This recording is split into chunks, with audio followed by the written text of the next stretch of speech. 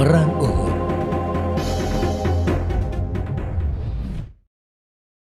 Gunung Uhud, namanya terdokumentasikan secara epik oleh sejarah sebagai bagian dari perjuangan Nabi Muhammad SAW dan para sahabatnya menghadapi kaum Quraisy. Bulan Syawal tahun ketiga Hijriah, gunung ini menjadi saksi bagaimana akhir dari sebuah perang bisa memberi pelajaran berharga bagi kaum muslimin. Setahun sebelumnya, pertempuran pertama kaum muslim melawan Quraisy Mekah terjadi di Lembah Badar. Perang tersebut membuat Nabi Muhammad tidak hanya dikenal sebagai pemimpin agama, tetapi juga ahli strategi perang yang mumpuni. Abu Sufyan, salah satu pemimpin Quraisy Mekah, segera melakukan persiapan besar-besaran demi pembalasan. Tokoh Quraisy ini sangat terpukul atas kekalahan di Lembah Badar, sehingga melakukan persiapan yang benar-benar matang. Bukan hanya pasukan infanteri yang dipersiapkan, tetapi juga pasukan berkuda atau yang dikenal sebagai kavaleri. Sebanyak 3.000 infanteri dipersiapkan oleh Abu Sufyan. Sebagian dari pasukan infanteri tersebut dilengkapi dengan baju besi. Dalam waktu yang singkat, Abu Sufyan berhasil mengumpulkan pasukan yang terdiri dari 3.000 infanteri dan 200 kavaleri. Dan sekarang mereka pun menuju Madinah. Bukan hanya pasukan yang besar dan bersenjata lengkap, Abu Sufyan juga membawa pakar strategi perang berpengalaman, Khalid bin Walid. Abu Sufyan tidak lupa membawa Hubal, berhala atau tuhan kaum Quraisy Mekah yang paling besar. Tidak ingin mengulangi kesalahan yang sama seperti di Perang Badar, kini pasukan Quraisy Mekah mengambil jalan di dekat sumber-sumber air. Mereka mengambil tempat perkemahan di Lembah Sabkhah, sebuah tempat yang memiliki 2 mata air. Sementara itu, Madinah dalam kondisi yang tenang, tidak ada aktivitas militer karena penghuninya belum mengetahui bahaya yang sudah mendekat. Ketenangan itu berakhir ketika seseorang yang diutus paman Nabi, Abbas, datang membawa surat dari Mekah. Nabi dan para sahabat akhirnya menyadari bahwa bahaya telah sangat dekat. Nabi segera mengirim orang untuk mengintai gerak-gerik pasukan musuh yang berkemah di Lembah Sabkhah. Pada tanggal 6 Syawal tahun ketiga Hijriah, setelah memastikan keberadaan posisi musuh, Nabi Muhammad dengan para sahabatnya segera menyusun rencana menghadapi pasukan dari Mekah tersebut. Melihat kekuatan musuh yang lebih kuat dan terlatih daripada yang dihadapi dalam Perang Badar, Nabi Muhammad mengusulkan agar menunggu musuh masuk ke Madinah dan melawan mereka dengan cara perang kota.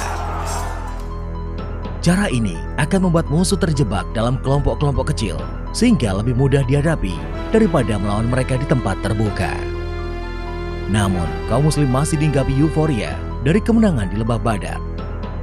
Beberapa sahabat mengusulkan kepada Nabi agar menyambut musuh di luar kota Madinah.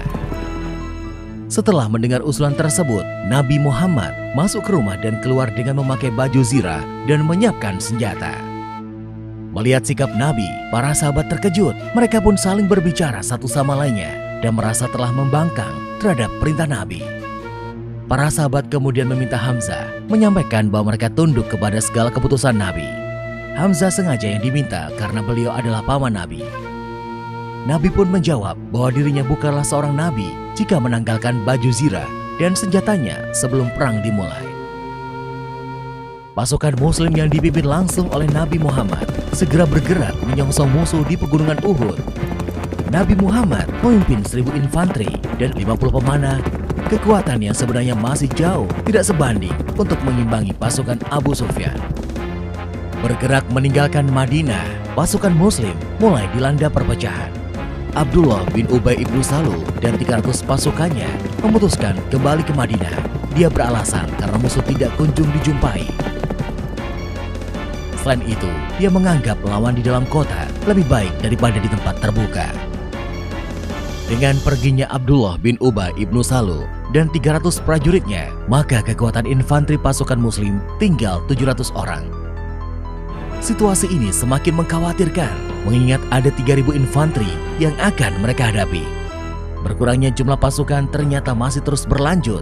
Nabi Muhammad memerintahkan beberapa orang untuk kembali ke Madinah seperti Abdullah bin Amr, Zaid bin Sabit, dan Usamah bin Zaid karena usia mereka yang terlalu belia.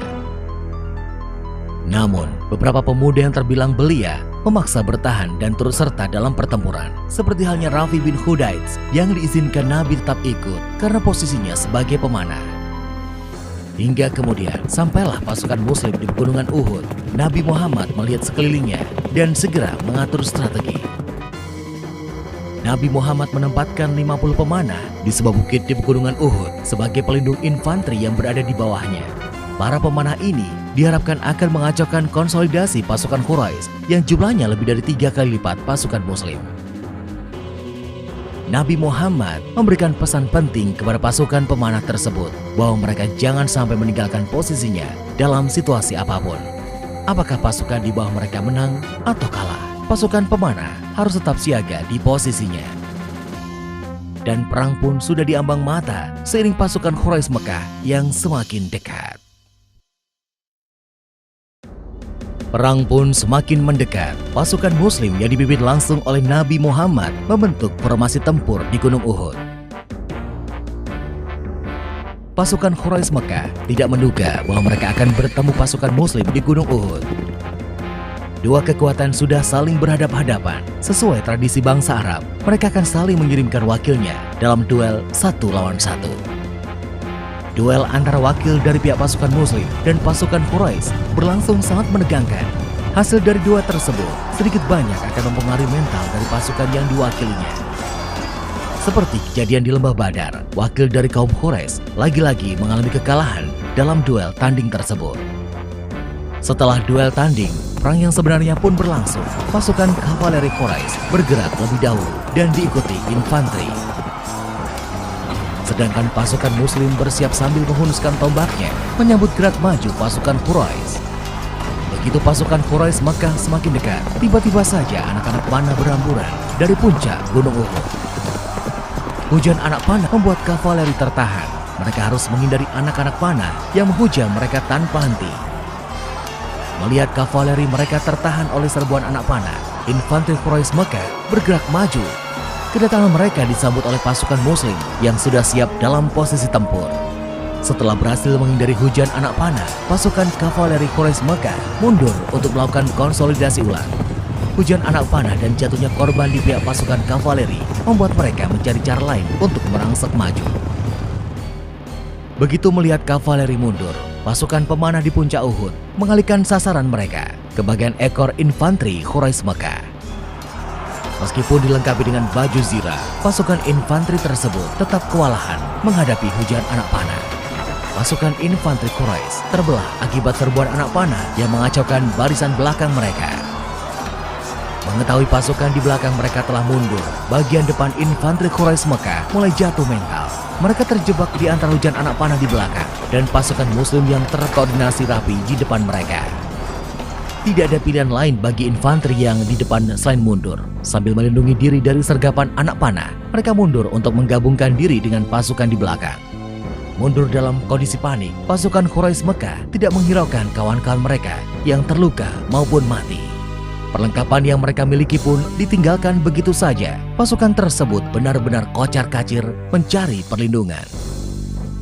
Sementara itu, pasukan pemanah yang melihat mundurnya pasukan Mekah melihat banyak barang bawaannya ditinggalkan. Pasukan pemanah tergiur oleh harta rampasan perang, segera menuruni bukit. Ibnu Jubair, pemimpin pasukan pemanah, memperingatkan dengan sekuat tenaga agar tidak melupakan pesan Nabi. Tapi sia-sia, para pasukan pemanah tersebut turun dari bukit di pegunungan Uhud. Di lain pihak, turunnya pasukan pemanah tersebut dilihat oleh Khalid bin Walid dari pihak Quraisy. Nalurinya sebagai ahli strategi perang berpengalaman segera bicara. Dia melihat pasukan Nabi Muhammad telah melakukan kecerobohan dalam posisinya yang sudah unggul. Khalid bin Walid yang melihat peluang pun melakukan serangan balik. Dia membawa kavalerinya bergerak melingkar ke belakang Gunung Uhud. Kemenangan pasukan muslim yang sudah di depan mata itu berubah menjadi bencana ketika secara tiba-tiba kavaleri yang dipimpin Khalid bin Walid menyerang dari belakang. Serangan tidak terduga itu membuat pasukan muslim kalang kabut. Situasi semakin parah setelah pasukan infanteri Quraisy Mekah menyerang dari depan. Pasukan muslim pun terkepung di kaki Gunung Uhud. Di tengah kepanikan tersebut, para sahabat masih memikirkan keselamatan Nabi Muhammad. Beberapa di antara mereka menjadi perisai hidup bagi keselamatan Nabi. Mereka gugur, syahid dengan tubuh penuh anak panah. Namun pengorbanan mereka tidak sia-sia. Nabi Muhammad berhasil selamat dari kepungan tersebut. Bertempur tanpa koordinasi, pasukan muslim menderita korban yang cukup banyak. Salah satu korban tersebut adalah Hamzah bin Abdul Muthalib, paman dari Nabi. Korban yang jatuh di pihak Quraisy Makkah pun terbilang banyak, meskipun tidak sebanyak yang diderita pasukan muslim. Setelah bertempur beberapa saat lamanya, pasukan Quraisy memutuskan mundur dan kembali ke Mekah. Setelah perang usai, Nabi mensolatkan dan memakamkan para sahabat yang gugur syahid di Gunung Uhud. Nabi sendiri mengalami luka-luka yang cukup parah. Situasi kacau akibat kelalaian yang dilakukan oleh sebagian pasukan muslim memberikan mereka pelajaran berharga tentang pentingnya persatuan dan kepatuhan pada perintah pemimpin dalam sebuah peperangan. Hari itu juga pasukan muslim dan Nabi Muhammad kembali ke Madinah. Berdasarkan pelajaran berharga dari Gunung Uhud, Nabi Muhammad dan para sahabatnya bersiap menghadapi peperangan berikutnya.